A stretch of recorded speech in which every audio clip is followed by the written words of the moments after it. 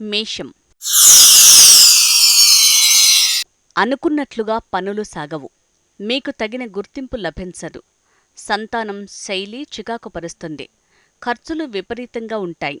ఆలోచనలు సవ్యరీతిలో సాగవు. అమ్మవారిని పూజించటం మేలు. వృషభం. ప్రతి పనికి అడ్డంకి వస్తుంది. కార్యనష్టాలతో నిరాశ అలుముకుంటుంది. మిత్రుల తోడ్పాటు లభిస్తుంది. తల్లి ఆరోగ్యంపై శ్రద్ధ పెట్టాల్సి ఉంటుంది. ఆస్తి అమ్మే ప్రయత్నం ఫలించదు.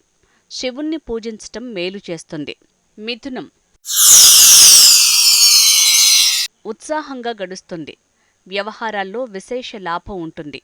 ఆత్మీయులను కలుస్తారు. విందుల్లో పాల్గొంటారు. కుటుంబ సౌఖ్యం ఉంటుంది. కొత్త వస్తువులు కొంటారు. ఆత్మవిశ్వాసం పెరుగుతుంది.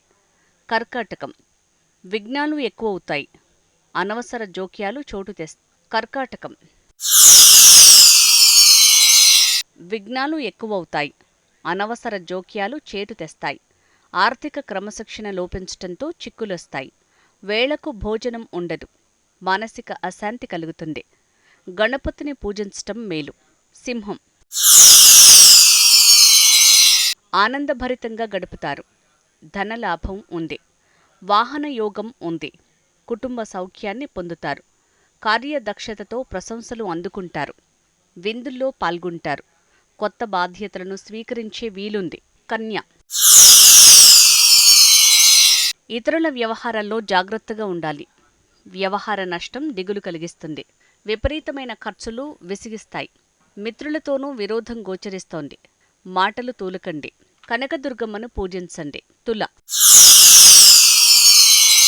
రోజంతా సంతోషంగా గడుపుతారు. ఇష్టమైన వారితో విందు వినోదాల్లో గడుపుతారు. ధన సంబంధ చికాకులు తొలగుతాయి.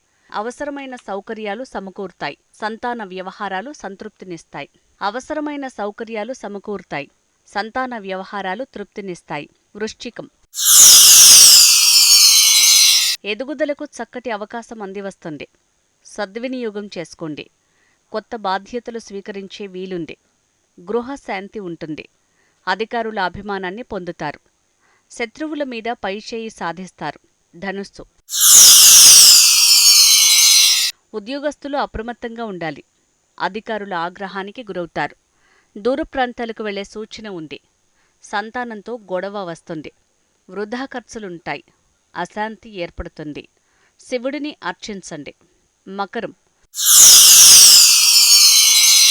పనులు అనుకున్నట్లుగా సాగవు. ఇతరులపై దురభిప్రాయం ఏర్పడుతుంది. స్వల్ప తగాదాలొస్తాయి. తొందరపాటు నిర్ణయాలు తీసుకోకండి.